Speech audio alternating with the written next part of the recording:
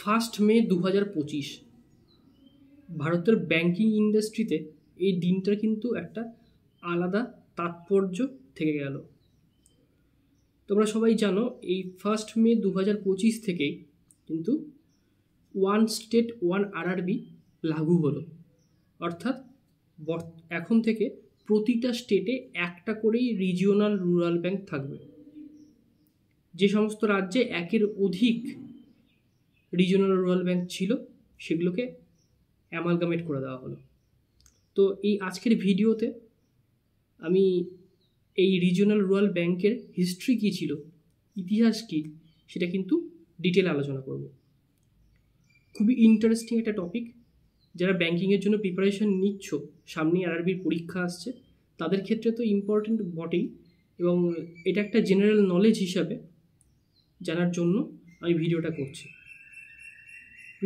এই কারণেই অনেক মানুষ আছে যারা রিজিওনাল রুরাল ব্যাংকের সাথে জড়িত, কিন্তু তারা সঠিক ইতিহাসটা জানে না।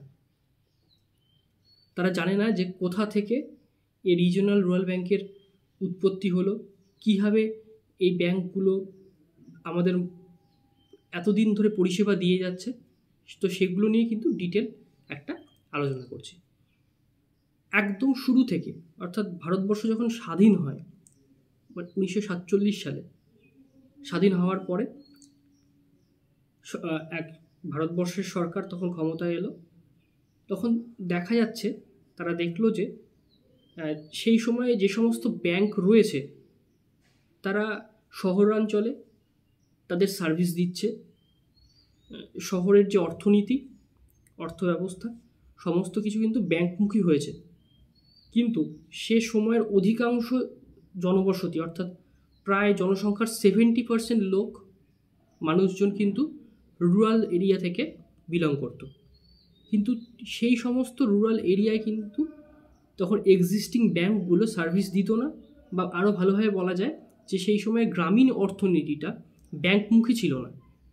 তো এই গ্রামীণ অর্থনীতিকে চাঙ্গা করার জন্য এবং তারা যাতে ব্যাংকমুখী হয়, সেই চিন্তাভাবনা থেকেই তারা সে সময় ঠিক করে যে একটা গ্রামীণ ব্যাংক প্রতিষ্ঠা করা দরকার, যাদের মূল টার্গেটেড এরিয়াই থাকবে ভারতবর্ষের রুরাল এরিয়া, গ্রামীণ এলাকা। তো এই চিন্তাভাবনা থেকেই 1975 সালে নরসিংহাম কমিটি, খুব ইম্পর্টেন্ট এই নামটা, নরসিংহাম কমিটির রেকমেন্ডেশনে রিজিওনাল রুরাল ব্যাংক প্রতিষ্ঠা করা হয়। রিজিওনাল রুরাল ব্যাংকের জন্ম হয়, সেটা হচ্ছে 1975 সালের 2 অক্টোবর। তারপরে 1976 সালে আরআরবি অ্যাক্টের মাধ্যমে কিন্তু এই রিজিওনাল রুরাল ব্যাংক প্রতিষ্ঠা হয়। তো এই রিজিওনাল রুরাল ব্যাংক যখন প্রতিষ্ঠা হচ্ছে, তখন ন্যাশনালাইজ যে ব্যাংকগুলো ছিল তাদেরকে দায়িত্ব দেওয়া হয় যে তোমরা এই রিজিওনাল রুরাল ব্যাংকগুলোকে স্পন্সর করো।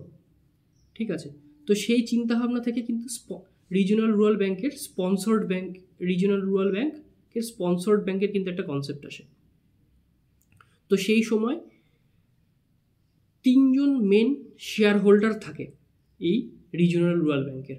এক কেন্দ্র সরকার, মানে সেন্ট্রাল গভর্নমেন্ট, যে রাজ্যে প্রতিষ্ঠা হচ্ছে, যেহেতু এটা আঞ্চলিক গ্রামীণ ব্যাংক হয়, তো সেই কারণে যে সমস্ত রাজ্যে প্রতিষ্ঠা হচ্ছে সেই রাজ্যের সরকার এবং স্পন্সর্ড ব্যাংক, এই 3 জন শেয়ার হোল্ডার নিয়ে কিন্তু গ্রামীণ ব্যাংকটা প্রতিষ্ঠিত হচ্ছে।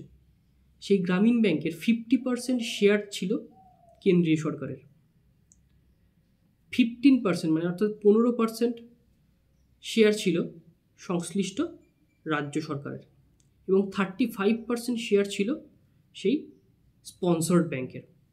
তো প্রথম ভারতবর্ষের বুকে যে গ্রামীণ ব্যাংকটা প্রতিষ্ঠা হয় তার নাম কিন্তু প্রথমা গ্রামীণ ব্যাংক। সেই সময় এই ব্যাংকটা প্রতিষ্ঠিত হয় ইউপির উত্তরপ্রদেশের মোরাদাবাদে, এবং এই গ্রামীণ ব্যাংকের স্পন্সর্ড ব্যাংক ছিল সিন্ডিকেট ব্যাংক। সিন্ডিকেট ব্যাংক কিছুদিন আগে 2020 সাল নাগাদ, 2020 সালে কানাড়া ব্যাংকের সাথে মার্জ হয়ে যায় সিন্ডিকেট ব্যাংক। তার আগে কিন্তু এই সিন্ডিকেট ব্যাংকই ছিল ভারতবর্ষে প্রতিষ্ঠিত হওয়া প্রথম গ্রামীণ ব্যাংকের স্পন্সর্ড ব্যাংক। তাহলে এই গ্রামীণ ব্যাংকের এই যে অর্থনীতিতে তার যে প্রভাব, এটা কিন্তু অত্যন্ত গুরুত্বপূর্ণ। তো এইভাবে গ্রামীণ ব্যাংক প্রতিষ্ঠা হয় এবং প্রথমে এই গ্রামীণ ব্যাংকের অথরাইজড ক্যাপিটাল ছিল 5 কোটি টাকা।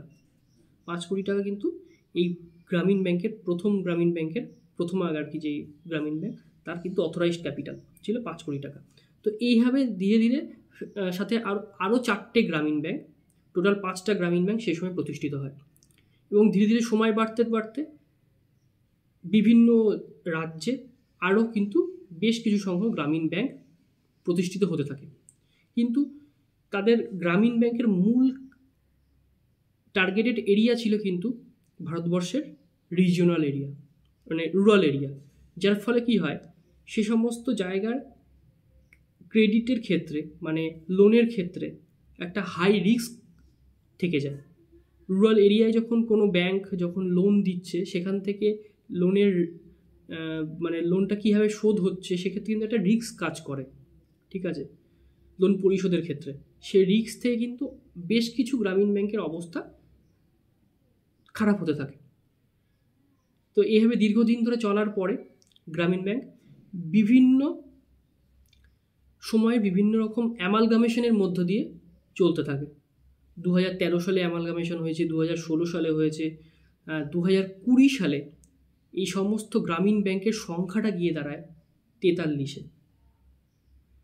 প্রথমে প্রতিষ্ঠা হওয়ার পর থেকে সংখ্যাটা উত্তরোত্তর বৃদ্ধি পায় গ্রামীণ ব্যাংকের, কিন্তু তারপরে ধীরে ধীরে সেগুলোকে অ্যামালগামেট করতে থাকা হয়, যার ফলে 2020 সালে গিয়ে সংখ্যাটা গিয়ে দাঁড়ায় 43-এ।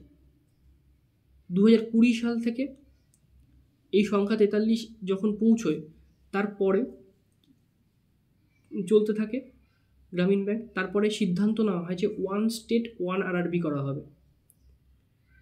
তো আমি যদি উদাহরণস্বরূপ পশ্চিমবঙ্গের কথা বলি, আমাদের পশ্চিমবঙ্গে আমাদের রাজ্যে 2020 সাল থেকে সেই সময় থেকে কিন্তু 3টে গ্রামীণ ব্যাংক কাজ করতে থাকে।